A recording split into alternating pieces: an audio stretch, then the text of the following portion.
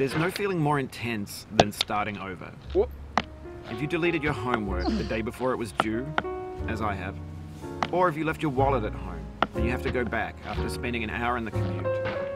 If you won some money at the casino and then put all your winnings on red but it came up black. If you got your best shirt dry cleaned before a wedding and then immediately dropped food on it. If you won an argument with a friend and then later discovered that they just returned to their original view. Starting over is harder than starting up. If you're not ready for that, like if you've already had a bad day, then what you're about to go through might be too much. Feel free to go away and come back. I'll be here. Alright, thanks for coming with me on this trip. I'll understand if you have to take a break at any point. Just find a safe place to stop and quit the game. Don't worry, I'll save your progress, always, even your mistakes. This game is a homage to a free game that came out in 2002, titled Sexy Hiking. The author of that game was Jazzo, a mysterious Czech designer who was known at the time as the father of B games. And B games are rough assemblages of found objects. Designers slap them together very quickly and freely, and they're often too rough and unfriendly to gain much of a following. They're built more for the joy of building them than as polished products.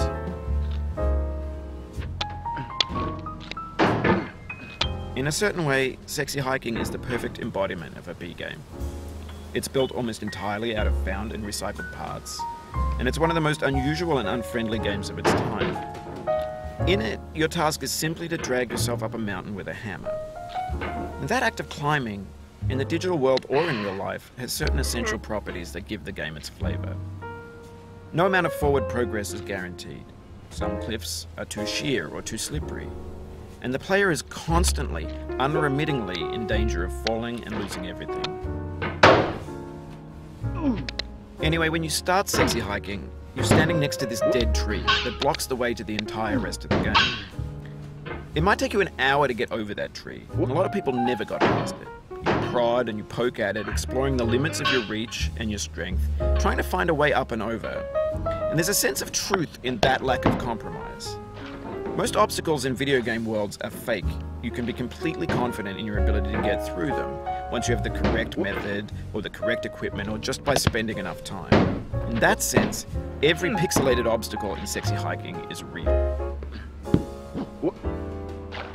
The obstacles in Sexy Hiking are unyielding, and that makes the game uniquely frustrating.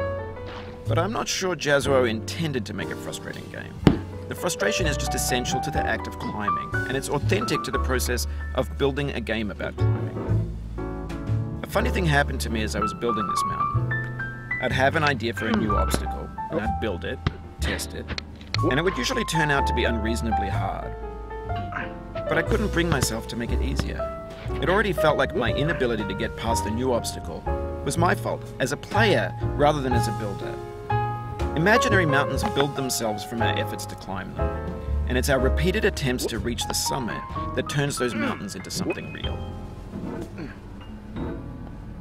When you're building a video game world, you're building with ideas, and that can be like working with quickset cement. You mold your ideas into a certain shape that can be played with, and in the process of playing with them, they begin to harden and set until they're immutable, like rock. And at that point, you can't change the world. Not without breaking it into pieces and starting fresh with new ideas. For years now, people have been predicting that games would soon be made out of prefabricated objects, bought in a store and assembled into a world. And for the most part, that hasn't happened, because the objects in the stores are trash. I don't mean they look bad or that they're badly made, although a lot of them are. I mean they're trash in the way that food becomes trash as soon as you put it in the sink. Things are made to be consumed and used in a certain context, and once the moment is gone, they transform into garbage. In the context of technology, those moments pass by in seconds. Over time, we've poured more and more refuse into this vast digital landfill that we call the internet. It now vastly outnumbers and outweighs the things that are fresh and untainted and unused. When everything around us is cultural trash, trash becomes the new medium, the lingua franca of the digital age. And you can build culture out of trash, but only trash culture. B games, B movies, B music, B philosophy. Maybe this is what digital culture is. A monstrous mountain of trash, the ash heap of creativity's fountain. A landfill with everything we ever thought of in it. Grand, infinite, and unsorted. There's 3D models of breakfast, Gen X's fanfic novels, Scan magazines, green screen Shia LaBeouf, banned snuff scenes on LiveLeak. Facebook's got lifelike bots with unbranded adverts and candid shots of Kanye and Taylor Swift mashups, car crash epic failed GIFs, Russian dashcam vids, discussions of McRibs, discarded, forgotten, unrecycled, muddled, rotten, untitled. Everything's fresh for about 6 seconds, until some newer thing beckons, and we hit refresh. And there's years of persevering, disappearing into the pile, out of style, out of sight. In this context, it's tempting to make friendly content that's gentle, that lets you churn through it but not earn it. Why make something demanding if it just gets piled up in the landfill, filed in with the bland things? When games were new, they wanted a lot from you. Daunting you, taunting you, resetting and delaying you. Players played stoically. Now everyone's turned off by that. They want to burn through it quickly, a quick fix for the fickle, some tricks for the clicks of the feckless. But that's not you, you're an acrobat. You could swallow a baseball bat. Now I know, most likely you're watching this on YouTube or Twitch, while some dude with 10 million views does it for you, like a baby bird being fed chewed up food. That's culture too. But on the off chance that you're playing this, what I'm saying is, trash is disposable, but maybe it doesn't have to be approachable. What's the feeling like? Are you stressed? I guess you don't hate it if you got this far, feeling frustrated. It's underrated. An orange is sweet, juicy fruit locked inside a bitter peel. That's not how I feel about a challenge. I only want the bitterness. It's coffee. It's grapefruit. It's licorice.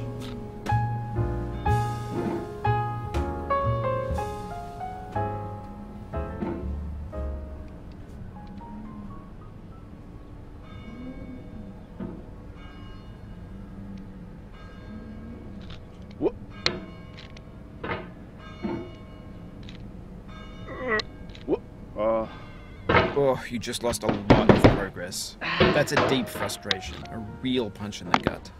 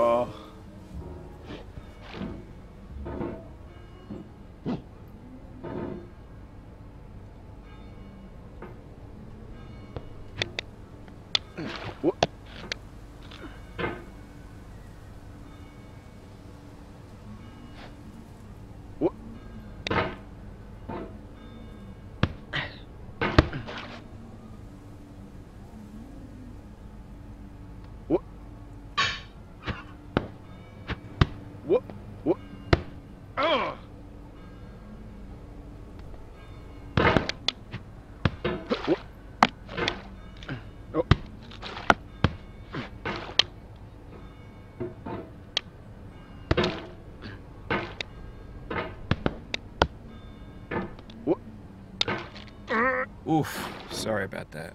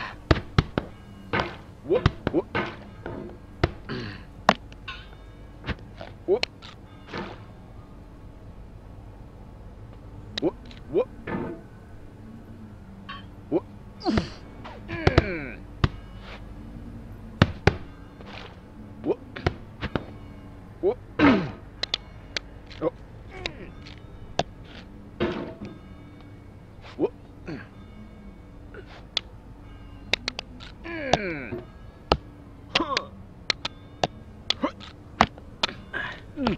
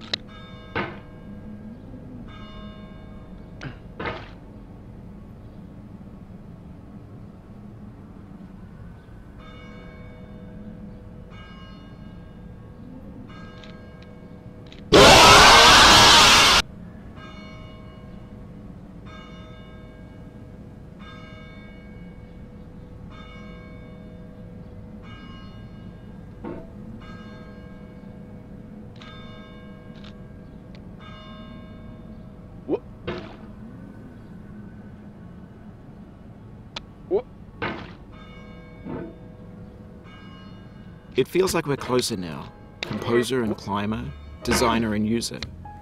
You could have refused, but you didn't. There was something in you that was hidden, that chose to continue.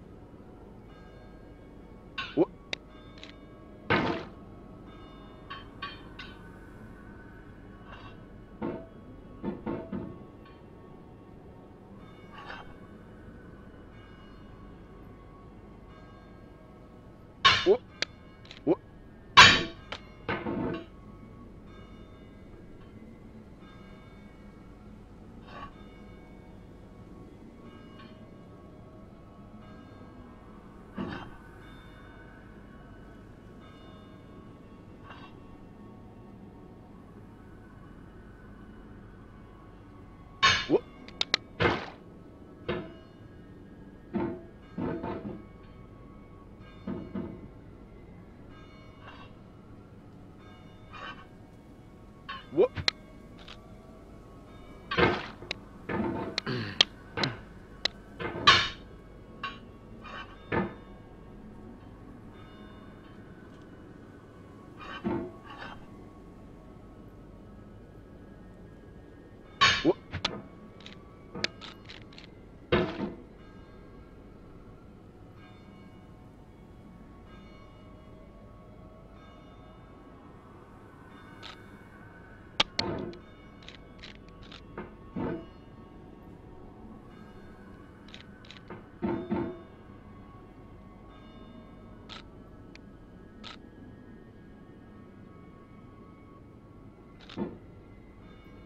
It means a lot to me that you've come this far, endured this much.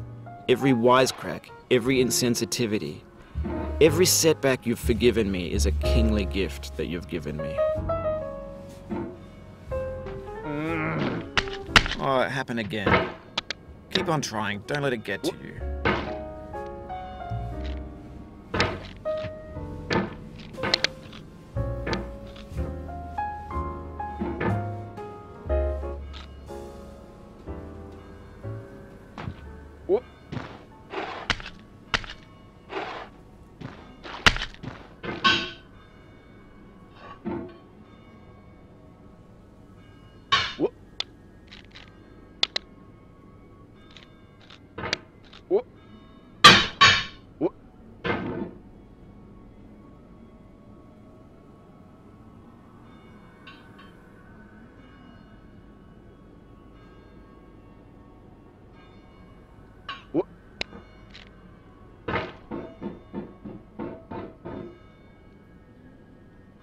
You fell from above, but I know you won't linger here. Your hammer's no longer, your jump is no stronger, but your hunger will tell.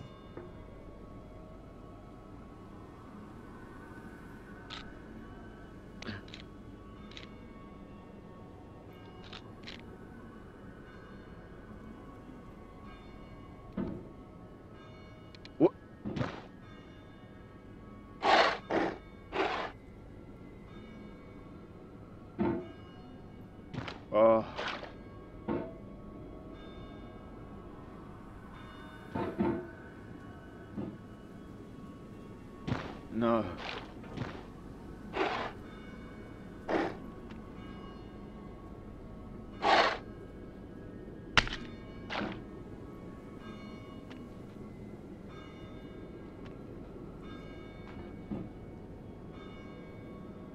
No.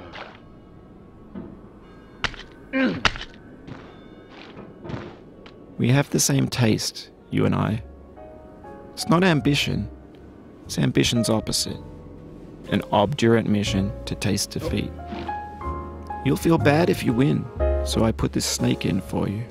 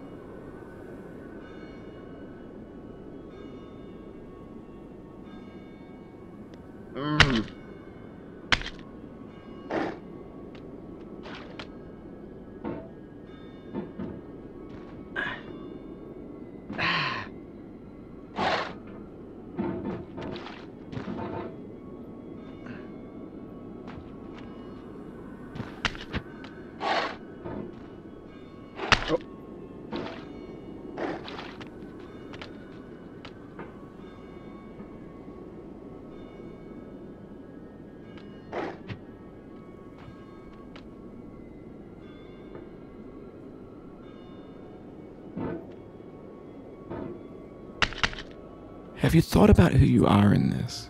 Are you the man in the pot, Diogenes? Are you his hand? Are you the top of his hammer? I think not. Where your hand moves, the hammer may not follow, nor the man, nor the man's hand. And this here is will, his intent, the embodied resolve in his uphill ascent.